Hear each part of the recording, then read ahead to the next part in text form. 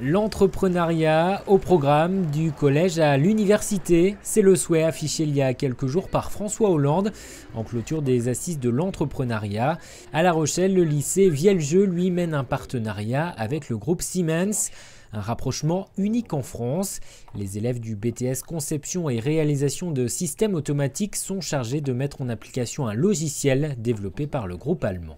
Nous avons commencé donc avec une promo l'année dernière à tester ce logiciel, à former bien entendu les étudiants en même temps que les enseignants l'année dernière.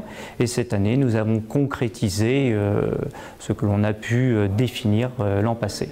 L'avantage de ce projet avec Siemens, tester sur ordinateur un procédé comme le tri par exemple, puis imaginer et mettre en place son automatisation et pouvoir par exemple simuler des pannes comme dans une vraie entreprise. Travailler sur des nouveaux produits, des nouvelles façons de travailler, une nouvelle approche de la conception de systèmes qui sont, je rappelle dans notre cas, souvent des prototypes.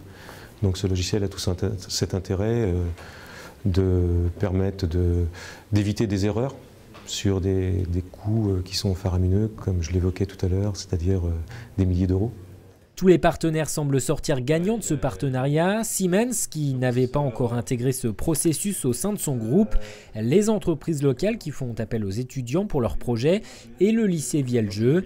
L'établissement cherche dans ces différentes filières ses liens avec le monde économique. Tous les projets que l'on fait avec nos clients partenaires extérieurs sont évalués au moment des examens et donc font partie des référentiels et des programmes que l'on doit appliquer par le ministère pour l'obtention des diplômes. Donc c'est vraiment, c'est pas quelque chose qui se fait non plus sans un objectif bien précis. Il y a à la fin, il y a l'obtention du diplôme pour les jeunes. Et parfois un emploi à la clé. Siemens aurait fait l'an passé 3 propositions d'embauche.